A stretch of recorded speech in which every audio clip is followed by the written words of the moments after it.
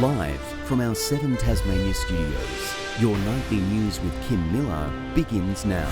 Ariane Titmus' thrilling and inspirational gold medal victory was met with a raucous reception at her old Launceston Primary School Sacred Heart. Hundreds of students packed into the hall to watch her power to victory.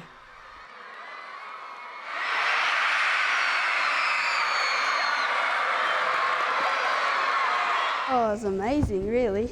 Just so speedy, just so tactic and all the skill. It could happen to like anybody from here. Like if they train really hard like she did, maybe they'd be able to go to the Olympics as well. Prime Minister Scott Morrison also commented that Tasmania itself is running up the gold medal charts at the Olympics. An independent report has called for a major overhaul into the system caring for vulnerable Tasmanian children. The state government says it will adopt all 4 recommendations, which includes eventually dumping the controversial Many Colours One Direction program in the Northern Territory. This report took 6 months to confirm what this video last year suggested. Well, to be honest, maybe I haven't changed. That troubled Tasmanian kids who are held for extended periods in the controversial Many Colours One Direction program are not better off. Despite the gains they might make in any program, it is very difficult to maintain those gains in a transition back. Spearheaded by the Children's Commissioner, the probe recommends the state government phase out using the Northern Territory facility and instead create new programs locally. What we want to do is transition children into the best place where they can be cared for. While also calling for the introduction of therapeutic foster care among an overhaul of the entire system. Our system has not met the needs of highly vulnerable children and young people, and it needs to. We need to change it. It's well past time that we provided a good service here. Minister Sarah Courtenay says her government will adopt all 4 of the report's recommendations in principle. The interests of young people in Tasmania is my #1 priority. But such large-scale change could bring with it a massive financial burden. These are the things that need to be worked through. Clearly there's ramifications for many other ministers and agencies in government. She says she'll consult with the sector through the finer details over the coming months. But as one report ends, another will soon begin. The terms of reference have been released for an inquiry into workplace harassment within the walls of State Parliament. Garth Burley, 7 Tasmania News. The state's custodial inspector has found prolonged prisoner management and staff training issues continue to plague the prison service.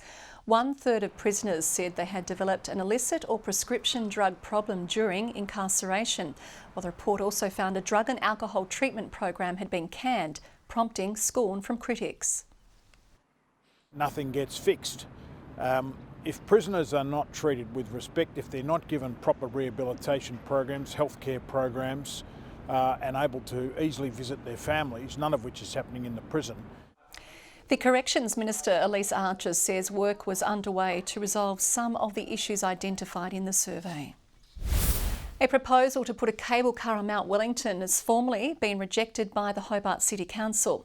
As the Cableway company considers its options to appeal the decision, those opposed are urging the developer to drop it for good.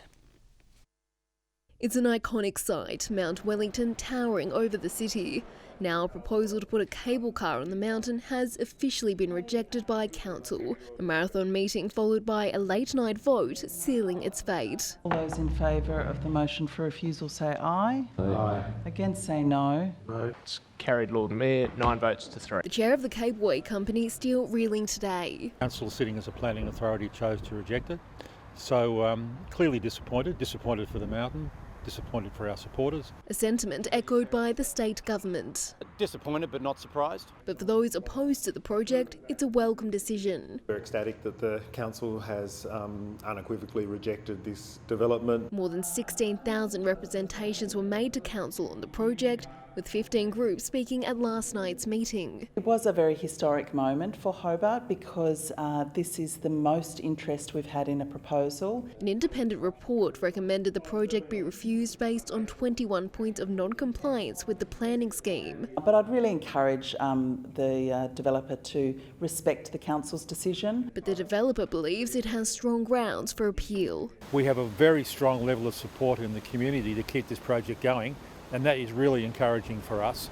But we'll wait and see what our legal position is first. Given that many Tasmanians would love to see a new and innovative way of taking pressure off the mountain and being able to access it, including in times where the road might be closed. The company is yet to receive formal advice from the council on the decision, but once it does, it will then have 14 days to lodge an appeal. The developer and its investors should walk away from this now to stop flogging a dead horse and stop throwing good money after bad. A debate that divides Hobart still a long way from being over. Meg Sides, 7 Tasmania News. The Housing Minister has rejected claims social homes across Tasmania aren't being built quick enough as the market continues to surge. Latest figures from the Real Estate Institute show sale numbers are at a quarter higher than last year. It also found rent prices had increased by as much as $25 across most regions. We still have a huge shortage of stock at the moment, and that's what's driving the market. As we all build more houses together, we are seeing us being able to better meet the demand that is really there. Michael Ferguson today toured a social housing construction site in Howrah. Wild winds and rain have lashed the state for another day. Rivers around the state are swelling with moderate flood warnings issued for the North Esk and South Esk. The north and west copped consistent rain, which is due to continue until the end of the week. And with that nasty weather causing slippery conditions for drivers, police have taken to the roads to enforce driver safety. Armed with drones, spikes and radar guns, they're focused on curbing bad driving behaviour. 50 police from the north engaged in traffic operations, looking to prevent further tragedy. We're focusing on those things that we know contribute to serious and fatal motor vehicle crashes. Fatigue, not wearing your seatbelt, drink and drug driving. Stationed roadside at Parramatta Creek with a range of gadgets and technology in hand. Radar guns to catch speeding vehicles, spikes to trip up runaways, and even a drone ready to be deployed. The drone's just another option for us. We have a number of vehicles that often evade our police when we try to intercept them. Police say operations like this can be a major factor in reducing our state's road toll. It stands at 20 this year. Having police visible on our roads is a deterrent to people speeding, people not wearing their seatbelt, not paying attention. To 3 p.m. today, police detected 215 drivers speeding on the roads, with another 36 tickets issued to those using a mobile phone. Police hoping the message gets through. Josh Duggan, 7 Tasmania News. Well, his bravery on the bike is well beyond his years, and only the pandemic has slowed his meteoric rise. But soon, 11-year-old Cooper Ford will go for his 3rd national title in a row, putting his dreams of riding in America back on track. He's a young high flyer addicted to this kind of speed. So a year of border closures and cancelled competitions has been frustrating for Cooper Ford, to say the least. It's been a bit annoying, because you train and then there's no racing. He's crossing his fingers, hoping he can go for his 3rd 65cc crown in a row at the national titles in Rockhampton later this year. But with more bumps in the regular series than on his Cambridge training track, preparing has been tough. He layers in thermals to acclimatise to the Queensland heat and spends hours mastering his craft. It just feels good when you're in the air and you look down and just floating. Aged just 11, Cooper has big ambitions, eyeing the American circuit, churning out the big-name riders. But first, he has to rise to the 85cc ranks. The 85 has a bit more power and also is a bigger bike. But the biggest benefit of his young age, he can leave the long interstate road trips to Dad. Lucky for me, I don't have to drive. I just sleep. My dad does all the driving. Tom Johnson, 7 Tasmania News. There's a new push to boost the number of people signing up to the Australian Organ Register after a significant drop during COVID. Donate Life Tasmania says the biggest barrier for families saying yes to donation is not knowing their loved one's wishes. Mother of 2, Nikki Moresby, received a life-saving lung transplant 2 years ago and says it's the greatest gift anyone can give. I was going downhill very, very quickly, and it turned out that I had about 6 days to live prior to my transplant happening at a very urgent and critical time. That person who we'll never get to meet is really a hero in my eyes. Donate Life Week runs from July 25 to August 1. The TSLW's demise hasn't stopped 3 Tasmanians from being drafted to the national competition. Richmond snapped up Burnie's Megan Keeley, while North Melbourne claimed Perry King and Ella Mora, sending friends and family delirious. The moment Ella elevated to the AFLW. A goal all of Ella Mora's old Scotch teammates could celebrate. That made it extra special. Taken late at pick 56, the Roo's warm embrace relieved hand-wringing anxiety. Couldn't stop thinking about it really, all day, all week. I think she's always had that desire and belief in herself. She won't be alone. Perry King of New Norfolk and Glenorchy pedigree is heading to Arden Street as well. Just didn't feel real at the time, and I just burst into tears because I've been wanting this since I was little, so it's just so exciting. Perry will be the 3rd King on the list alongside Mia and Emma. I couldn't have done it without my teammates and the coaches and like my dad and my family. Also chosen, Megan Keeley, the former Burnie Docker, is heading to Tigerland after playing in the VFLW this year. Fears local talent would be overlooked without a state league have been proven wrong. This is the standard, like you play the final series, you have the representative series, that's your pathway now. Devils obviously for young girls coming through, but for any girls that miss through the Devils, you know, develop late, there's still that opportunity to make it, and this proves it.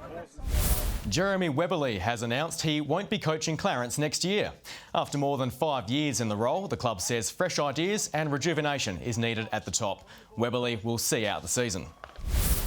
Former NBA point guard Josh Magette is the newest jack jumper. With the Atlanta Hawks and Orlando Magic on his CV, 31-year-old Magette is taking the pressure of being an import in his stride.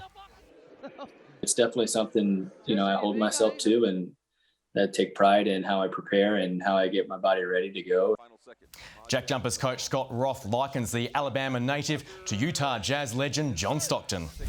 Good evening. Many found it hard to keep the umbrellas in shape today with the rain and the strong winds blowing through. Hobart 14 degrees, the northern centres all 13. Strongest wind gust today has been 120 kilometres an hour across Mount Wellington, 111 kilometres through Scotts Peak. Top temperature 17 at Friendly Beaches, Flinders Island 16, Bushy Park 15, Grove, Strawn and King Island 14, Low Head and St Helens 13 degrees. Upper Blessington recorded 33 millimetres of rain today as a complex low shot bands of cloud across Tasmania. This system extends up over southern New South Wales across to southwest Queensland. A second band is crossing Victoria. Clear skies over Australia's north. Tomorrow the trough and front moves to our east, another front moves over WA. The high remains over central and northeastern parts. The winds westerly and still with some force tomorrow, up to 25 to 35 knots before easing and tending northwesterly, swells up to 6.5 metres in western waters. Plenty to warn you about. A gale warning from Sandy Cape to Stanley, a strong wind warning for all remaining coastal waters and for the Central Plateau Lakes. A moderate flood warning for the North and South Esk rivers, a minor flood warning for the Macquarie and Meander rivers, a flood watch for the Derwent and the remaining rivers in the northern half of the state. And a warning to sheep graziers for most grazing districts, so it's not all over with yet. As we'll see, some rain overnight and winds and a shower or two tomorrow for Hobart, 13 the top, showers for Cygnet and 12 for New Norfolk with a shower or two. Launceston, a high of 14 degrees and partly cloudy after overnight rain. 15 for Devonport with a shower or two and partly cloudy for Campbelltown. Burnie tomorrow expecting a top of 14 degrees with a shower or two. Winds easing later from Strawn, 13 the top, 15 for Smithton with showers. St Helens mostly sunny though, 15, partly cloudy for Swansea, mostly sunny and 14 after a cold start for Fingal. On Friday, showers extending statewide during the day as we can expect another front to cross in the evening. So expect heavy falls over the north and west on Saturday as showers extend over most of the state, and on Sunday showers again gradually easing, possible hail over the west and south. 20 and showers for Perth, a sunny 16 in Adelaide, fine for Melbourne, cool but mostly sunny in Canberra, 13 degrees, conditions fine and sunny as you move further north. Partly cloudy in Hobart, it's 10 at the moment, 8 degrees in Launceston and showery, 8 degrees also in Devonport. Big day today, Kim, in news, sport and weather. I am exhausted. Oh, that weather, it was a whole minute. Don't know how you do it, Murph. Well, that is all your news for now. Stay with us to enjoy all the Olympics action right here on 7 Tas. From now, from the Tassie team, good night.